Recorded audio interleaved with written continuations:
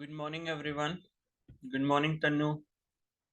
Good morning, Sanjana. Good morning, Kashish. Good morning, Kamini. Good morning, Shivani. Good morning, Reshma. Good morning, Ajay. Good morning, Akhila. Good morning, Khushi. Good morning, Sneha.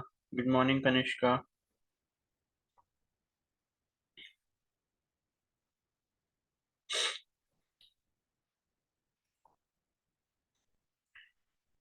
Reading किया आपने इसकी, इस chapter की, जितना पढ़ लिया था कल?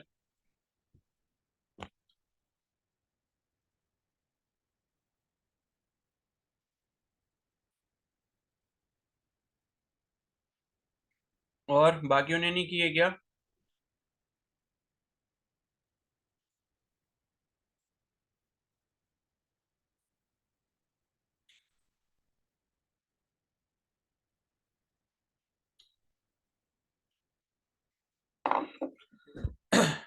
कनिष्का, आपने नहीं की?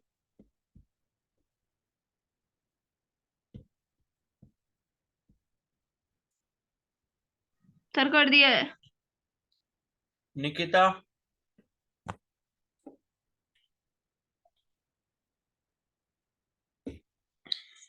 नहीं भी की होगी तो क्या पता लग रहा है मेरे को, है ना? भाई नहीं करिए तो कर लेना प्लीज, उससे आपका ही फायदा है, ठीक है? तो जिस जिसने एक्चुअल मतलब सच में की है, जेन्युइनली, तो कुछ डाउट है? किसी को कुछ पूछना है?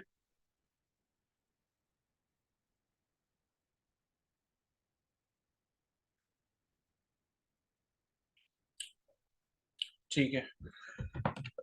नहीं पूछना है तो चलो अब हम आगे बढ़ते हैं, ठीक है?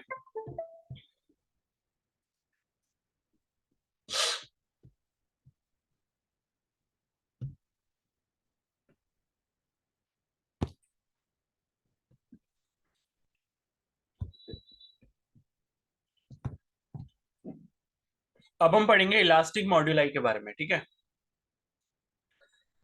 इलास्टिक मॉड्यूलाई जो है वो क्या होता है, या इलास्टिक मॉडुलस क्या होता है, ठीक है?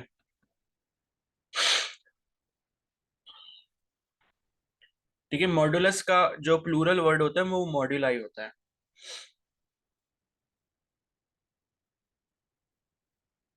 ठीक है? तो इसमें जो पहला है, देखो हमने क्या पढ़ा था कि भाई जो स्ट्रेस होता है वो डायरेक्टली प्रोपोर्शनल होता है स्ट्रेन। ये हमने हुक्स लॉ में पढ़ा था। और जब ये हम प्रोपोर्शनलिटी साइन हटा देते हैं तो हमारे पास के आ जाता है, ठीक है? और ये के टाइम्स ऑफ स्ट्रेन हो जाता है। इतनी चीज हमने पढ़ी थी। तो ये जो के हमने पढ़ा था, के क्या होता था? के था हमारा मॉडुलस ऑफ इलास्टिसिटी, या इलास्टिक मॉडुलस इसको बोल सकते हो, ठीक है? मॉडुलस ऑफ इलास्टिसिटी आप इसे बोल सकते हो। के जो था वो क्या था आपका? Modulus of elasticity. सेम चीज है, इलास्टिक मॉडुलस बोलो या मॉडुलस ऑफ इलास्टिसिटी बोलो, ठीक है? तो ये होता है हमारा मॉडुलस ऑफ इलास्टिसिटी। अब हम क्या करने वाले हैं, लाइक हमने जो है मेजर जो है तीन टाइप के केसेस देखे थे। एक कैटेगरी तो आपकी वो होती है जिसमें टेंसाइल स्ट्रेस और कंप्रेसिव स्ट्रेस आते हैं, ठीक है? टेंसाइल और कंप्रेसिव को कुल मिलाकर दोनों को हम क्या बोलते हैं? प्रिंसिपल स्ट्रेसेस बोलते हैं, ठीक है? तो जो हमने टाइप्स ऑफ स्ट्रेसेस पढ़े थे उसमें आपका जो है पहला आ जाता है प्रिंसिपल स्ट्रेसेस, ठीक है? और इसमें आपके कौन कौन से आ जाते हैं? Tensile plus compressive. तो इन दोनों को हम कुल मिलाकर क्या बोल सकते हैं? प्रिंसिपल स्ट्रेसेस बोल सकते हैं, ठीक है? दूसरे वाले जो थे, दूसरा जो हमने पढ़ा था वो पढ़ा था हमने शेयर स्ट्रेस, ठीक है?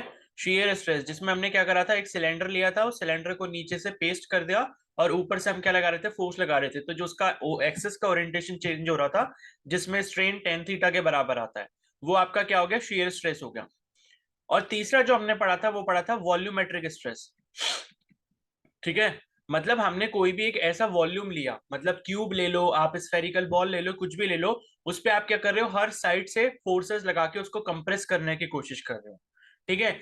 अब आप ये सोचो कि भाई जनरली, मतलब जनरली हम ऐसा ही करते हैं कि जो लाइक हमारे पास मेटल के वॉल्यूम, मतलब वॉल्यूम फॉर्म में कोई भी मेटल की चीज है, तो उसको हम कंप्रेस ही कर पाएंगे उसको, मतलब जो है उस पर टेंसाइल फोर्स लगाना बहुत टफ होता है। ठीक है, आप खुद सोचो कि एक क्यूबॉइड ले रहे हो आप, और उस पर आप टेंसाइल फोर्स लगा दो, यानी कि उसके 6 फेसेस से आप उसको खींचने लग जाओ, तो वो चीज करना बहुत टफ है। तो इसलिए वॉल्यूमेट्रिक स्ट्रेसेस में हम जनरली कंप्रेसिव स्ट्रेस को ही मानते हैं कि हम वॉल्यूमेट्रिक स्ट्रेस में कंप्रेसिव स्ट्रेस को लगा रहे हैं। ठीक है। तो ये हमने मेजर जो है तीन टाइप के स्ट्रेसेस पढ़े थे। अब यहाँ पर ये जो पहला वाला है जो कि प्रिंसिपल स्ट्रेसेस हैं, जिसमें आपके टेंसाइल और कंप्रेसिव स्ट्रेस आते हैं, इसमें जब हम stress is directly proportional to strain करते हैं तो के की जो वैल्यू होती है वो ई के बराबर होती है ना, सॉरी ई नहीं, वाई लिखो इसे। ठीक है, के की जो वैल्यू होती है वो वाई के बराबर होती है, और इस वाई को हम क्या बोलते हैं, यंग्स मॉडुलस बोलते हैं। ठीक है, ये हो गया पहला वाला। और मान लो अगर आप ये शेयर स्ट्रेस के केस में यही काम करना चाहते हो, ठीक है, शेयर स्ट्रेस, तो शेयर स्ट्रेस में अगर आप stress is directly proportional to strain लगा रहे हो, तो वहां पर के की जो वैल्यू है उसको कैपिटल जी बोला जाता है, एंड इसको हम बोलते हैं मॉडुलस ऑफ रिजिडिटी। ठीक है, इसे हम क्या बोलेंगे, मॉडुलस ऑफ रिजिडिटी। और तीसरा वाला जो है जो कि वॉल्यूमेट्रिक स्ट्रेस है, यहां पर अगर आप stress is directly proportional to strain लगाते हो, तो के की जो वैल्यू आपको मिलती है वो आपको मिल जाती है यहां पर कैपिटल बी के बराबर। ठीक है, कैपिटल बी के बराबर, और इसे हम कहते हैं बल्क मॉडुलस। ठीक है, तो यहां पर क्या है, हम जब जनरली देखते हैं कि जो हुक्स लॉ होता है, ये हुक्स लॉ हर केस में तब वैलिड रहेगा जहां पर आपका क्या लग रहा होगा, स्ट्रेस लग रहा होगा किसी भी चीज के ऊपर। तो जनरल केसेस में क्या होता है, जो हुक्स लॉ होता है, stress is directly proportional to strain होता है, और डायरेक्टली प्रोपोर्शनल का साइन हट के के आ जाता है। के को हम क्या बोलते हैं, मॉडुलस ऑफ इलास्टिसिटी। ये आपका जनरलाइज्ड केस हो गया। लेकिन अब अगर हम क्या करें, स्पेसिफिक केस की बात करें, यानी कि हम टेंसाइल की या फिर कंप्रेसिव स्ट्रेस की बात कर रहे हैं, यानी कि किसी चीज को सिर्फ खींच रहे हैं, जैसे कि लॉन्ग वायर हो गई, मतलब लेंथ के अलोंग जो है हम क्या कर रहे हैं, लोड लगा रहे हैं, या तो लेंथ को हम खींच रहे हैं या फिर लेंथ को हम कंप्रेस कर रहे हैं, तो वो आपका टेंसाइल और कंप्रेसिव स्ट्रेस में आएगा। उस केस में इस के की वैल्यू को वाई से डिनोट किया जाता है, एंड यंग्स मॉडुलस बोलते हैं।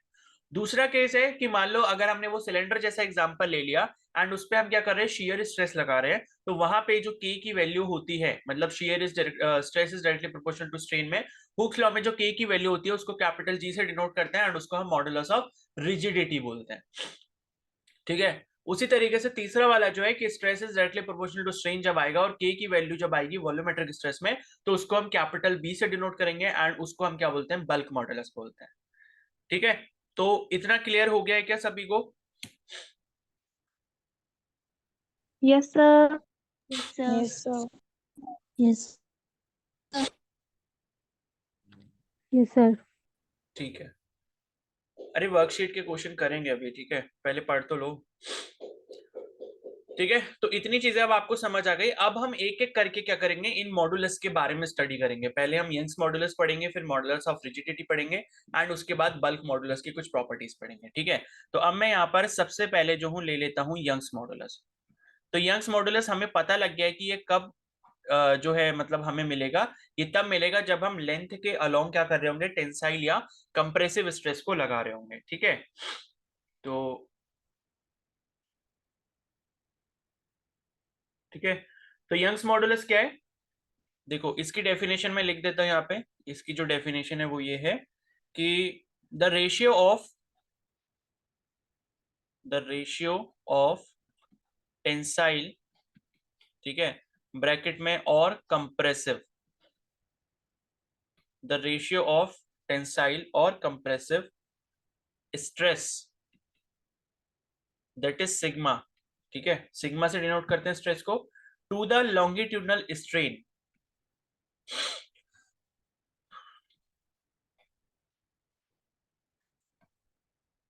To the longitudinal strain, epsilon या ई से डिनोट करते हैं इसे। ठीक है, is defined as Young's modulus.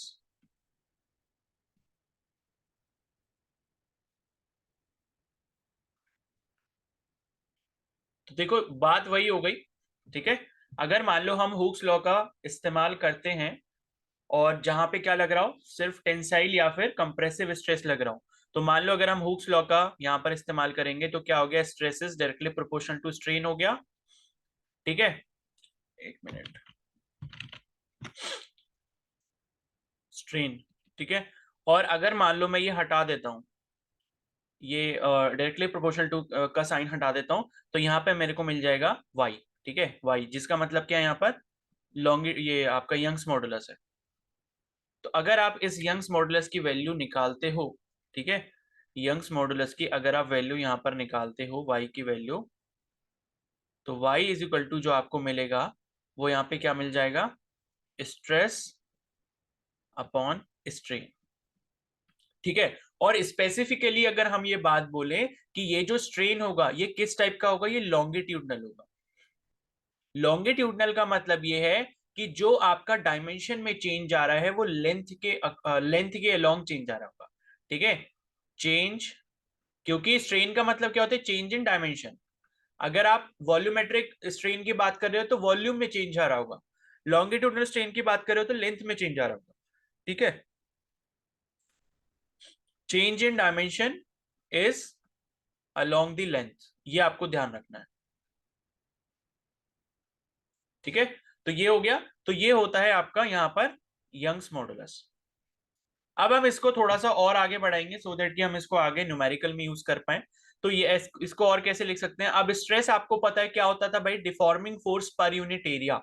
ठीक है, स्ट्रेस को हम क्या लिखते थे, deforming force per unit area, इसको मतलब मैंने लिख दिया F/A, फोर्स अपॉन एरिया, यानी कि F क्या यहाँ पे डिफॉर्मिंग फोर्स है, और A यहाँ पर यूनिट एरिया, जो भी हमें एरिया पे निकालना है जिसपे फोर्स लग रहा है वो वाला एरिया हो गया। ठीक है, तो ये हो गया हमारा F/A, स्ट्रेस को हमने F लिख लिया। और अगर हम स्ट्रेन की बात करें तो स्ट्रेन की बात अगर लेंथ के टर्म्स में हम लोग करेंगे तो क्या होगा, change in length upon original length, यही करते थे ना।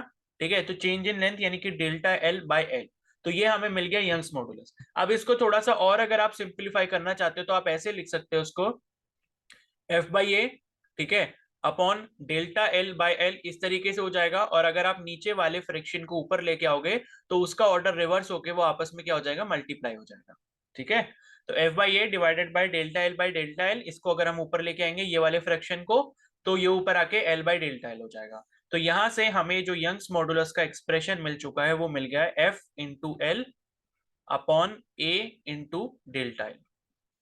ये हमारा फाइनल एक्सप्रेशन आ गया यंग्स मॉडुलस का। ठीक है, क्लियर हो गया सभी को यहां तक? Yes yes sir. सर।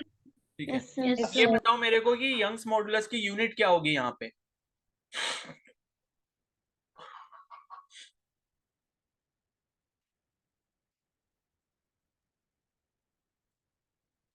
बताओ।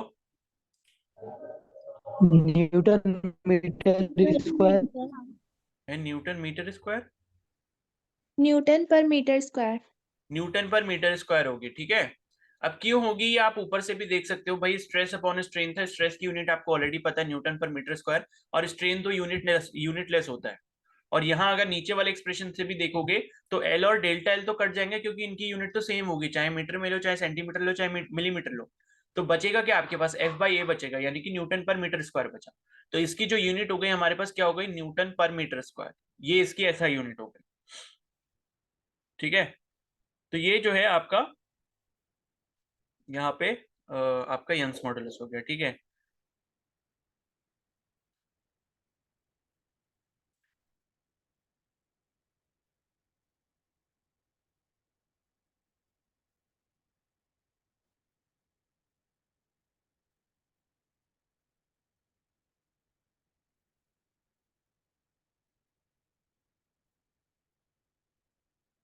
हाँ, अब यहाँ पर कुछ एक इंपॉर्टेंट चीज दी एक पैराग्राफ में लिखी हुई है, इसको थोड़ा सा समझ लो कि it is notice that for metals Young moduli are large, therefore these metals require a large force to produce a small change in length. To increase the length of a thin steel wire of 0.1 centimeter square cross sectional area by 0.1%, a force of 2000 newton is required. The force required to produce the same strain in aluminium, brass and copper wires having the same cross sectional area are 690, 900 and 1100 newton. It means that steel is more elastic than copper. ठीक है, तो देखो यहाँ पर क्या चीज है ना, इसका मतलब देखो क्या है कि आपको एक चीज यहाँ पर ध्यान ये रखनी है कि जितनी ज्यादा यहाँ पर आपकी वैल्यू होगी यंग्स मॉडुलस की, ठीक है, the larger value of Young's modulus y means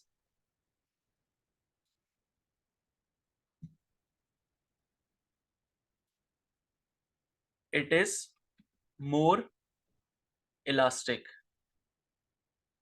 and will require a large force to a large force to perceive a change in it, ठीक है। तो देखो इसका मतलब क्या है कि अगर कोई भी मटेरियल होता है, पहली चीज तो आपको ये ध्यान रखनी है कि ये जो यंग्स मॉडुलस होता है ये मटेरियल की प्रॉपर्टी होती है, ठीक है।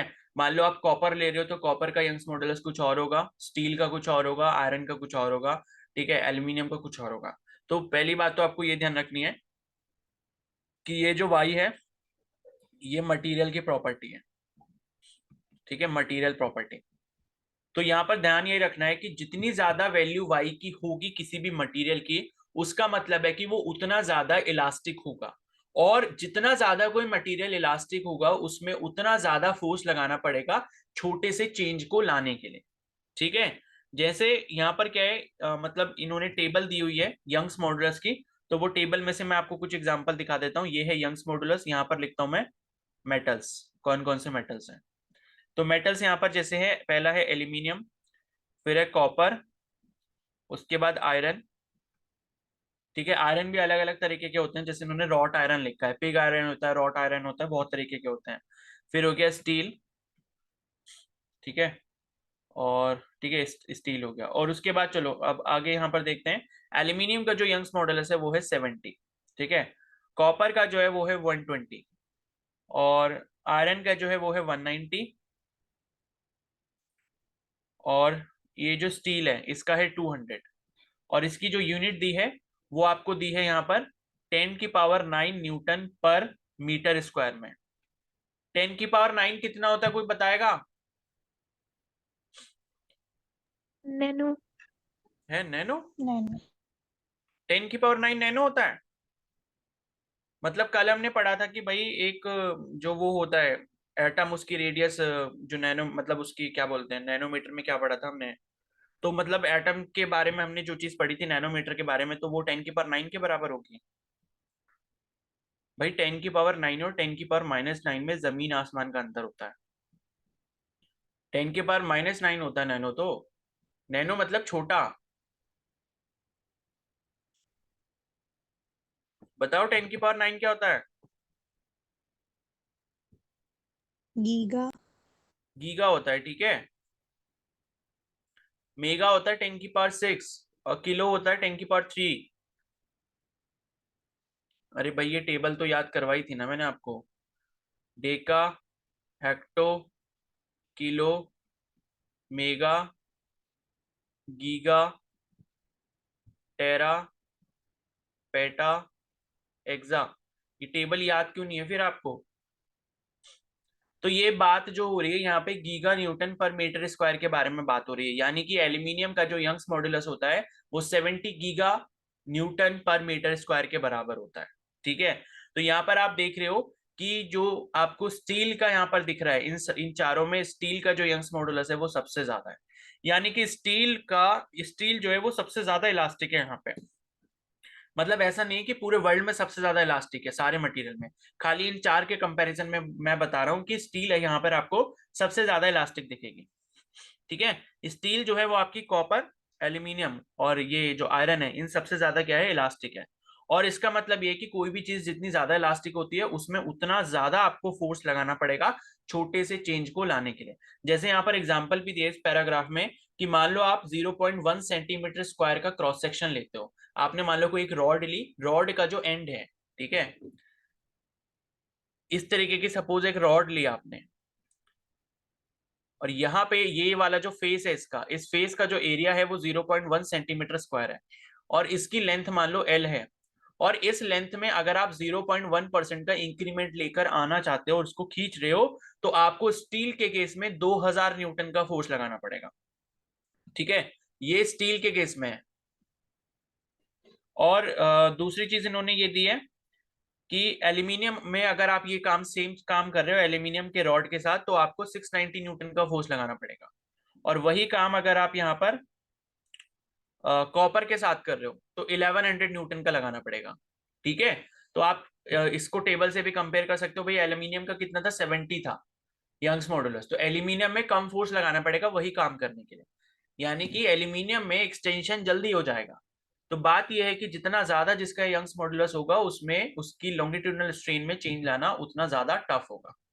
ठीक है भाई, तभी तो वो ज्यादा इलास्टिक होगा ना। मान लो आप 2000 न्यूटन का फोर्स लगा रहे हो, तो 2000 न्यूटन में क्या होगा, एल्यूमिनियम तो खिंच चुका होगा, कॉपर भी खिंच चुका होगा, लेकिन स्टील नहीं खिंचा होगा।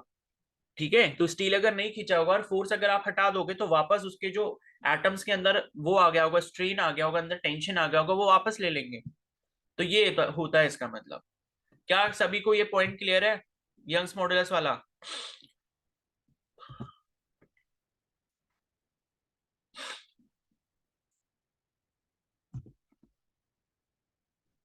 Yes, sir. Yes, sir. ठीक है, Yes, sir.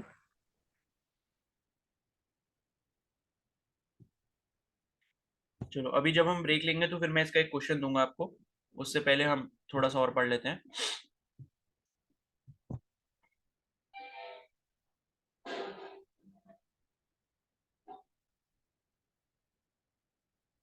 ठीक है, तो अब ये जो हमें फॉर्मूला मिला है यंग्स मॉडुलस का, अब क्वेश्चन आपके पास कैसे आता है कि यही सारी इंफॉर्मेशन आपको दी होती है, और इसमें से जो आपकी ये 5 चीजें दिख रही हैं, Young's modulus, force, length, change in length और एरिया, क्रॉस सेक्शन एरिया।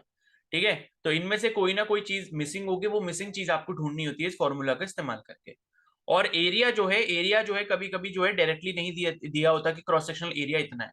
क्या बोल देते हैं कि भाई रॉड है, रॉड की रेडियस इतनी है, रॉड की मान लो अगर आपको रेडियस दे दी जाती है तो उसका आप क्रॉस सेक्शनल एरिया निकाल सकते हो पाई आर ए स्क्वायर का इस्तेमाल करके, क्योंकि रॉड को जनरली हम सर्कुलर रॉड मानते हैं। ठीक है, और मान लो वो कह दे कि भाई कोई और टाइप की कोई और शेप की रॉड है, तो वो उसके रिगार्डिंग इन्फॉर्मेशन देगा, और उसका एरिया का फॉर्मूला आपको पता होना चाहिए। जनरली स्क्वायर, वो जनरली सर्कल का ही दिया जाता है, क्रॉस सेक्शन जो होता है वो सर्कल का ही होता है क्रॉस सेक्शन, तो एरिया पाई आर स्क्वायर से निकल जाता है। ठीक है, तो ये आप जो है न्यूमेरिकल यहाँ पर कर लोगे।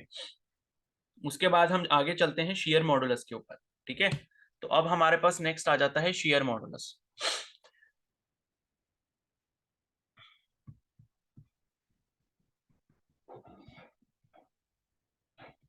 तो शेयर मॉडुलस मैंने आपको ऑलरेडी बता दिया कि जब शेयर स्ट्रेस लग रहा होगा, जैसे वो सिलेंडर वाला एग्जांपल था। ठीक है, मैं दोबारा से यहाँ पर बना भी देता हूँ। ये सपोज हमारे पास एक सिलेंडर था, सिलेंडर जरूरी नहीं है कि सिलेंडर ही हो, ठीक है, कोई और भी बॉडी हो सकती है, क्यूब भी हो सकता है, क्यूबॉइड भी हो सकता है, कुछ भी हो सकता है।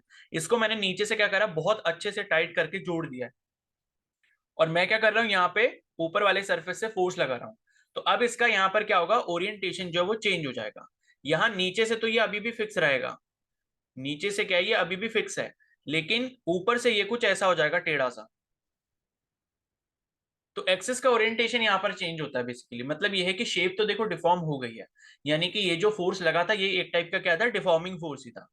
तो ये आपका क्या हो गया, एफ, यहाँ पर आपने शेयर स्ट्रेस लगाया, एंड उसके बाद यहाँ पर ऐसा कुछ हो गया। ठीक है, तो ऐसे वाले केस में क्या होता है, शेयर स्ट्रेस लगता है, एंड यहीं पर हम क्या करते हैं, जब क्या इस्तेमाल करते हैं, हुक्स लॉ को इस्तेमाल करते हैं, यानी कि stress is directly proportional to strain. तो यहां पर हमें जो मिलता है, स्ट्रेस इज इक्वल टू, जो के आना था, के की जगह अब यहाँ पर क्या आ जाता है, जी आ जाता है। मतलब के तो भाई जनरल टर्म है, लेकिन शेयर मॉडुलस की अगर हम स्पेसिफिकली बात करेंगे या शेयर स्ट्रेस की बात करेंगे, तो यहाँ पर हम जी का इस्तेमाल करते हैं। तो जी टाइम्स ऑफ स्ट्रेन हो गया, और अगर आप इसी जी की वैल्यू निकालोगे यहाँ पे, तो जी की जो वैल्यू है वो क्या आ जाएगी, share stress upon shear strain. ठीक है, ये शेयर स्ट्रेस कोई अलग चीज नहीं है, ये भी फोर्स अपॉन एरिया ही होता है, ये हमने ऊपर भी पढ़ा था।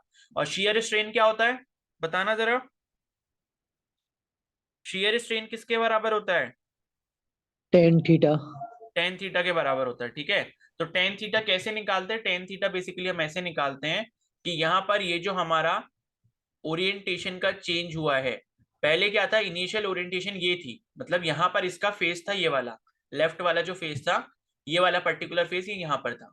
तो ये जो चेंज हुआ है यहाँ पे, ये अगर मान लो एंगल थीटा के बराबर है, और ये मान लो अगर मेरा डेल्टा एक्स हो गया, और ये लेंथ पूरी एल है, सिलेंडर की जो हाइट है वो एल के बराबर है, तो यहाँ पर जो शियर स्ट्रेन होता है, ठीक है, शियर स्ट्रेन की जो वैल्यू होती है वो टेन थीटा के बराबर होती है, और टेन थीटा जो है वो डेल एक्स बाई एल हो जाएगा, ठीक है। परपेंडिकुलर अपॉन बेस, परपेंडिकुलर कौन सा लेते हैं? थीटा के सामने वाला।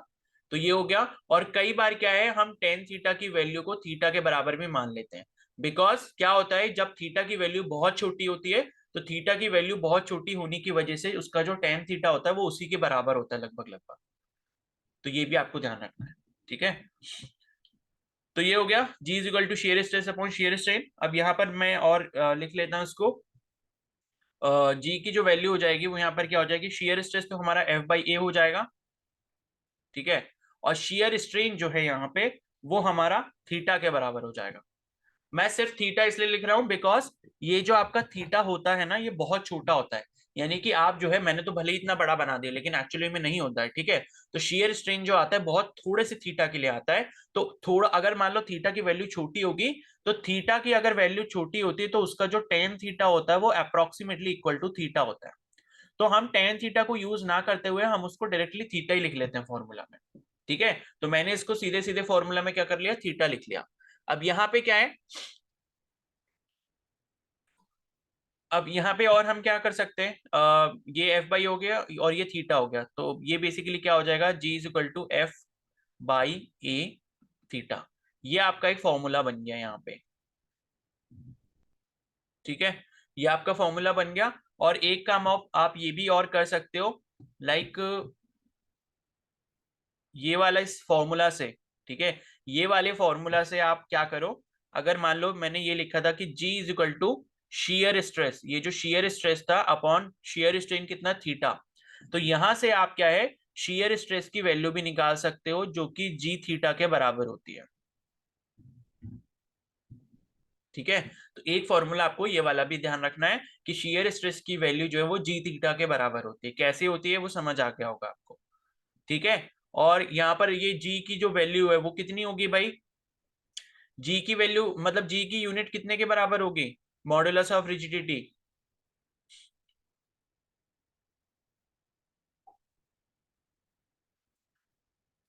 बताओ। न्यूटन पर मीटर। न्यूटन पर मीटर स्क्वायर होगी ना भाई, न्यूटन स्ट्रेस पर ही तो है। Metre square. क्योंकि नीचे तो थीटा है, थीटा तो खाली न्यूमेरिकल वैल्यू, उसकी तो कोई यूनिट ही नहीं होती। तो इसकी ऐसा यूनिट भी क्या होगी, न्यूटन पर मीटर स्क्वायर ही हो जाएगी, ठीक है। और ये क्या होता है आपका, मॉडुलस ऑफ रिजिडिटी, जी जो होता है,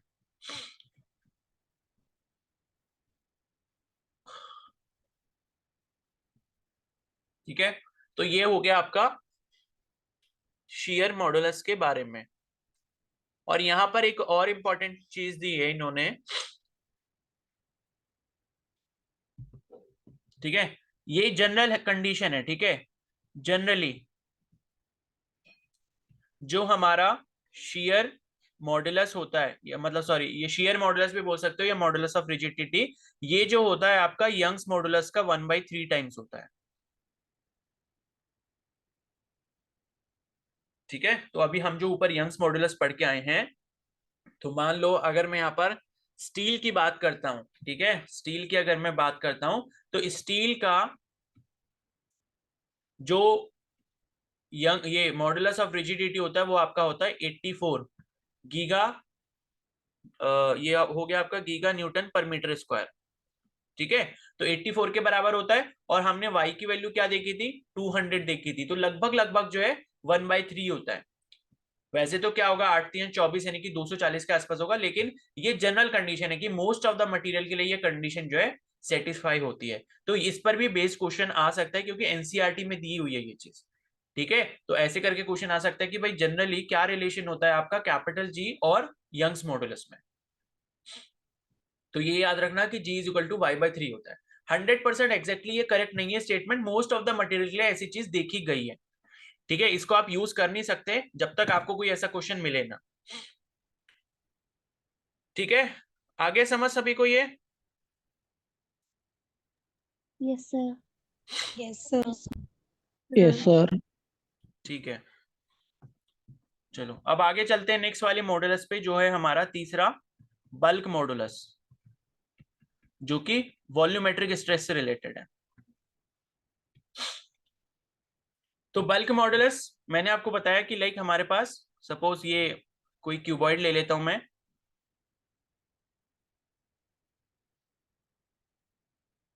और इस पर क्या कर रहा हूं मैं, लोड लगा रहा हूं, एफ लगा रहा हूं इसके 6 फेसेस पर। एक ये पीछे से भी होगा और एक ये आगे से भी होगा। ठीक है, तो 6 फेसेस पे मैं क्या कर रहा हूं, लोड लगा रहा हूं। तो यहाँ पे जो मेरा मॉडुलस काम आएगा जब मैं हुक्स लॉ को अप्लाई करूंगा इस कंडीशन में, तो मेरा जो मॉडुलस आएगा वो कौन सा आएगा, इलास्टिक मॉडुलस, बल्क मॉडुलस आएगा। ठीक है, तो यहाँ पर अगर मैं क्या करता हूँ, stress is directly proportional to strain करता हूं, तो यहां से मेरे को क्या मिल जाता है, स्ट्रेस इज इक्वल टू क्या आ जाएगा, कैपिटल बी आ जाएगा, कैपिटल बी टाइम्स स्ट्रेन। और कैपिटल बी की अगर यहाँ पे वैल्यू निकालता हूं, ठीक है,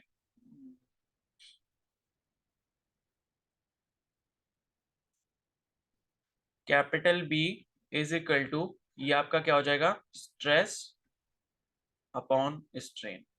ठीक है, तो पहली चीज तो आपको ही मिल गई। अब ये कौन सा वाला स्ट्रेस होगा भाई, वॉल्यूमेट्रिक होगा, और स्ट्रेन कौन सा होगा, वॉल्यूमेट्रिक होगा। ये कंडीशन आपको ध्यान रखनी है। उस केस में हमारा जो मॉडुलस आता है कैसा आता है, बल्क मॉडुलस आता है। अब इसको थोड़ा सा आगे हम और बढ़ा सकते हैं। इसको मैंने स्ट्रेस को फिर से क्या लिखा, यहाँ पे जो है इसको वही फोर्स अपॉन एरिया लिख लेंगे। ठीक है, और यहाँ पे क्या करते हैं, फोर्स अपॉन एरिया को हम सीधे सीधे प्रेशर जो है मान लेते हैं इस केस में, क्योंकि हम पूरे वॉल्यूम पे क्या लगा रहे हैं, पूरे वॉल्यूम के ऊपर लोड लगा रहे हैं। ठीक है, तो उसको हम क्या कंसिडर कर लेते हैं, स्ट्रेस को हम प्रेशर के बराबर मान लेते हैं इस वाले केस में। तो स्ट्रेस को अगर हम यहाँ पर प्रेशर का केस मान लेते हैं, ये प्रेशर अगर हमने मान लिया, और उसके बाद यहाँ पर स्ट्रेन जो यानी कि change in volume upon initial volume, और ये क्या होगा, नेगेटिव होगा। ये आपको ध्यान रखना, ये मैंने कल आपको बताया भी था कि नेगेटिव क्यों होता है। नेगेटिव इसलिए होता है क्योंकि जब आप इस पे कंप्रेसिव लोड लगाओगे तो वॉल्यूम जो है सॉलिड का क्या हो जाएगा, कम हो जाएगा। और डेल्टा वी की जो वैल्यू होती है वो क्या होती है, V final minus V initial. अगर वी फाइनल की वैल्यू कम हो गई है और वी इनिशियल की वैल्यू ज्यादा है, तो कम चीज में से ज्यादा चीज को घटाओगे तो वो आपको नेगेटिव रिजल्ट देगी। ठीक है, तो इस वजह से minus delta V by V हो जाता है। तो बल्क मॉडुलस का आपका ये वाला जो है फॉर्मूला हो गया, मतलब ये प्रेशर जो है वो प्रेशर आपका फोर्स अपॉन एरिया के बराबर ही है। लेकिन ये वॉल्यूम के केस में हम ले रहे हैं तो इसको हम प्रेशर भी बोल देते हैं कई बार। ठीक है,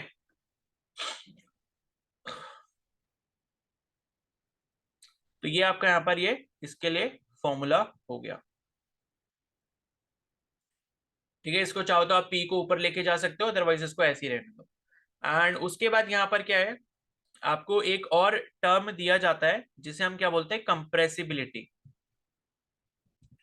कंप्रेसिबिलिटी करके एक टर्म होता है जिसको हम के से डिनोट करते हैं। ये के वो वाला नहीं है, stress directly proportional to strain वाला, ये अलग के है। ठीक है, ये के हम कंप्रेसिबिलिटी के लिए यूज करते हैं, और के जो होता है वो आपका 1/b होता है। यानी कि जो आपका बल्क मॉडुलस आता है, बल्क मॉडुलस का जो रेसिप्रोकल होता है उसी को हम कंप्रेसिबिलिटी कहते हैं। ठीक है, तो कहीं पर किसी क्वेश्चन में कंप्रेसिबिलिटी कैलकुलेट करने को आए तो पहले बल्क मॉडुलस कैलकुलेट कर लो और उसके बाद उसका क्या कर दो, रेसिप्रोकल कर दो, 1/1 से डिवाइड कर दो, तो आपको यहाँ पर क्या मिल जाएगा, कंप्रेसिबिलिटी मिल जाएगा। ठीक है, क्लियर है सभी को? Yes sir. Yes sir. Yes sir. ठीक है, चलो अब कितना टाइम है, चलो अब मैं आपको क्वेश्चन दे रहा हूँ, जल्दी से क्वेश्चन को नोट करो। यंग्स मॉडुलस के ऊपर एक क्वेश्चन दे रहा हूँ, फिर अभी उसको करना।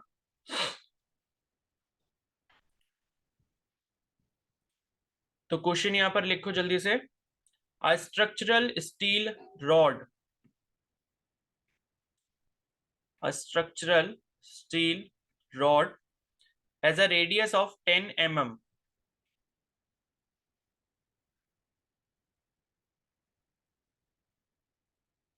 and a length of 1 meter.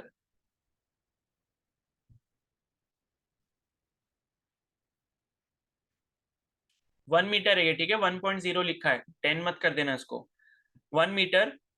उसके बाद है 100 kilo Newton force stretches it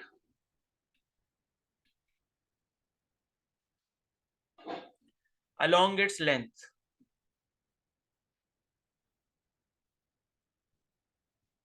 ठीक है, फिर कैलकुलेट आपको जो करना है, कैलकुलेट सबसे पहला है यहाँ पे स्ट्रेस, स्ट्रेस आपको कैलकुलेट करना है, ठीक है। उसके बाद कैलकुलेट करना है इलोंगेशन,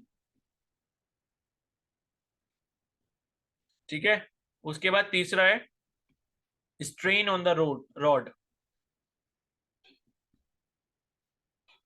ओके।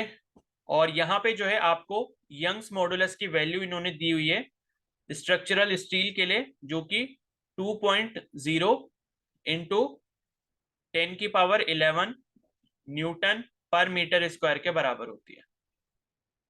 तो इतनी इंफॉर्मेशन दी है, जल्दी से इसको नोट डाउन कर लो।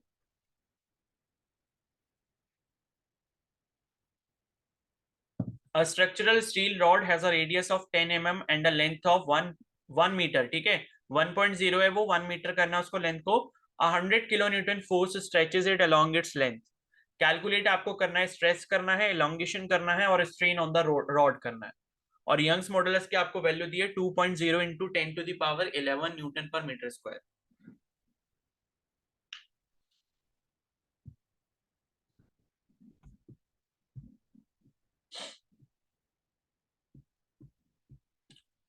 नोट कर लिया सभी ने? Yes, sir. Yes, sir. ठीक है, तो करो फिर इसे। 10 मिनट है आपके पास, 9:25 पे जल्दी से क्लास को तुरंत ज्वाइन कर लेना, ठीक है। 9:25 पे, जब तक इस क्वेश्चन को सॉल्व करो, और सबका होना चाहिए। चलो लीव कर दो फिर।